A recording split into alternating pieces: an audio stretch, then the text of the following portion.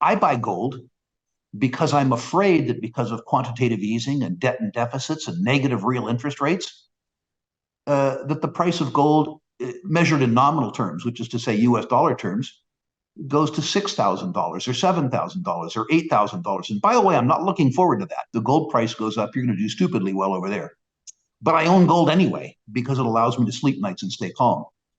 I didn't buy gold because I thought the gold price was going to go up. I had other speculations. I bought gold as insurance. The volatility in gold prices has increased significantly, and the yellow metal has yielded strong returns in recent months. Gold's rise has been supported by a declining dollar, which fell about 3% against a basket of 6 peers in November, making the precious metal more affordable for investors holding other currencies. Gold surged to a 6-month high on Monday, driven by weakness in the U.S. dollar.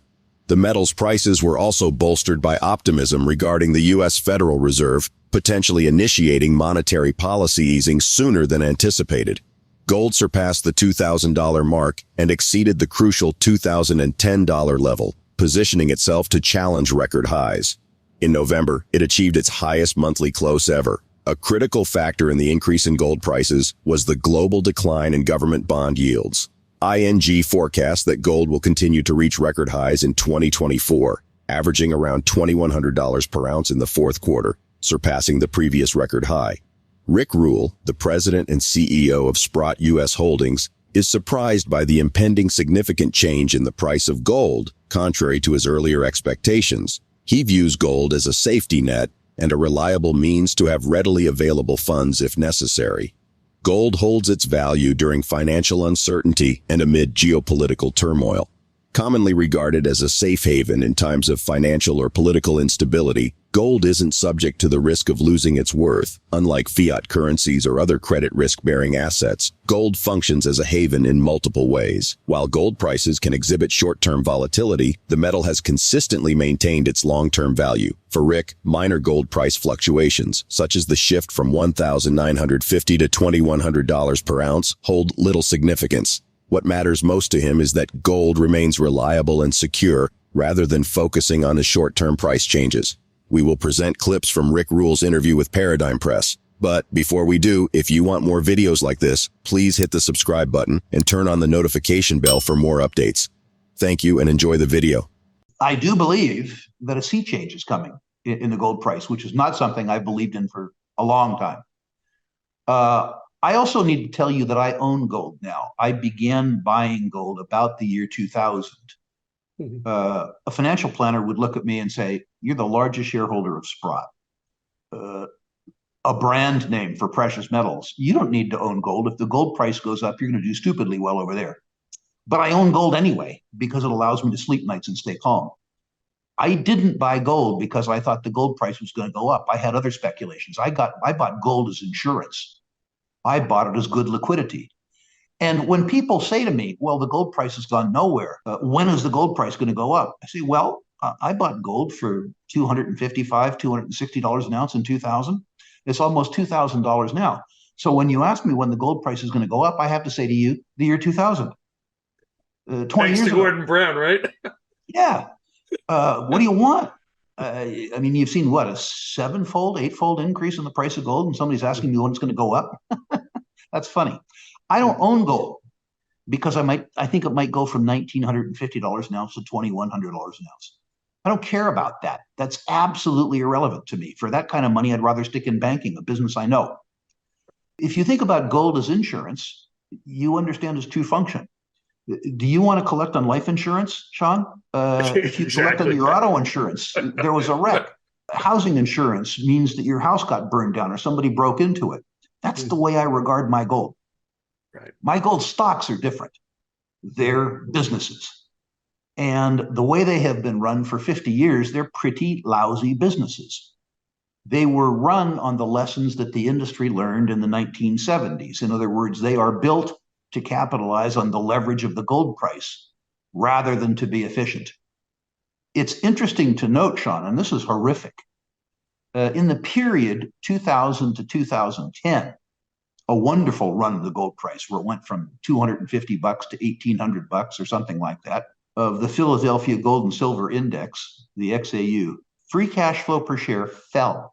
The That's a neat price of the trick. commodity went up sevenfold, and the financial performance of the industry deteriorated over 7 years because the industry was structured around the leverage of higher gold prices rather than around corporate efficiency. The industry is now tarred with that brush. The investment community assumes that these guys are at best morons or at worst thieves. But the reality has changed. The investors who own gold shares are demanding corporate performance. The managers that delivered that sterling performance have been allowed to pursue other employment opportunities, selling cars or whatever it is that they want to do. So the industry is in better shape, frankly, now than it was then. The industry has other challenges, but the other thing is that the industry is no longer priced for perfection. It was common to see gold mining companies priced at 1.8 to 2 times the net present value of their future cash flows at the then prevailing commodity prices. You're seeing them now priced at 0.8 or 0.9 times the net present value of the future cash flows at today's gold prices. And I think gold prices go up. The price of silver rose during Friday's North American session, reaching a 6-month high at around $25.46 before dipping to its current spot price. Rick articulates a distinctive perspective regarding silver in contrast to gold, highlighting its lack of the same safe haven status during uncertain periods. He regards silver more as a speculative asset. Its value is driven not solely by inherent worth, but by the prevailing market momentum and narrative. According to him, the silver market often follows gold's lead, particularly influenced by buyers driven by fear amid economic uncertainty. The U.S. federal debt, as reported by the U.S. Treasury Department on October 26, 2023, has skyrocketed to $33.67 trillion, an increase of $2.27 trillion since the temporary suspension of the $31.4 trillion debt ceiling took effect on June 3, 2023, set to expire at the beginning of 2025. Rick notes the government's significantly tighter financial constraints compared to the 2008 crisis era. He expresses concern that a crisis in confidence could potentially trigger a credit and liquidity crunch. Let's get back to the interview. I don't see silver as an insurance asset like I do gold. I see it as a speculative asset. Right. And in my experience, a precious metals market is led off by gold. It's led off by the fear buyer. Right. Okay. Once the momentum has been established, once the narrative has been common, silver moves further and it moves faster. But that happens in the middle of the market, and the market hasn't started yet. This is probably a good time for speculators to focus on silver stocks because they have no competition. You know, Warren Buffett famously said, buy straw hats in winter. Well, in terms of the silver equity, man, you are in the winter. People who were discouraged by the collapse of the mini boom in 2020, 2021, the Reddit boom in silver, regard silver, perhaps because they're poor spellers, as a 4-letter word. There is nothing I like as a speculator so much as an asset class that has disappointed the faithful. I'll give you a few historical examples. In the great 1970s silver bull market, which I don't think will ever be, the price of Coeur d'Alene mines advanced from 10 cents a share to $65 a share. Unfortunately, without me. Going forward, however, to the silver bull market of the early part of the decade of the 90s, we were part of constructing both Silver Standard and Pan American. Those stocks rose from 74 cents and 50 cents, respectively, to in excess of $40 within the 6 or 7 year time frame. That is what happens with a well-constructed but out of favor silver stock when they return to favor. That doesn't mean that with visions of those, sugar plums in your mind, that you put your whole net worth into speculative silver stocks. It means that you put 2.5 or 3% of your portfolio into them in hopes that they become 30 or 40% of your portfolio. A recipe for the replication of what we experienced in 2008. The problem with that, well, that's a problem in and of itself.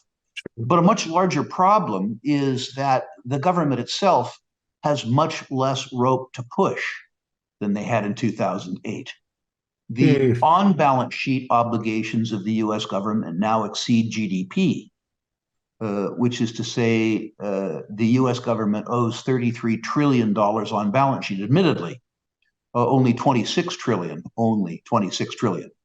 after the Fed's own balance sheet, which is to say after quantitative easing, or more properly counterfeiting. But a bigger problem is the off-balance sheet liabilities, the net present value of entitlements, Medicare, Medicaid, Social Security, which is to say old fat bald guys like me. That number in the United States exceeds $120 trillion by the estimates of the Congressional Budget Office, which is to say our government is much more illiquid and much more encumbered now than in 2008. So the ability to afford fiscal stimulus is much lower. So I'm afraid of a crisis in confidence sparking a credit crisis, sponsoring a liquidity crisis without the government's ability to spend, print, and borrow our way out of it. Do I know this is going to happen? No. Do I think it's going to happen? Unfortunately, I actually do think it's going to happen. I think, according to Wisdom Tree's forecast, gold prices will climb throughout 2024, eventually reaching $2,090 per ounce by the third quarter. In its bull forecast, the firm projects prices could get as high as $2,300 per ounce. What are your thoughts on the future price movements of gold and silver? Share your observations in the comments section below. Also, ensure you like this video, subscribe to the channel, and turn on post notifications for more videos like this. Thanks for watching.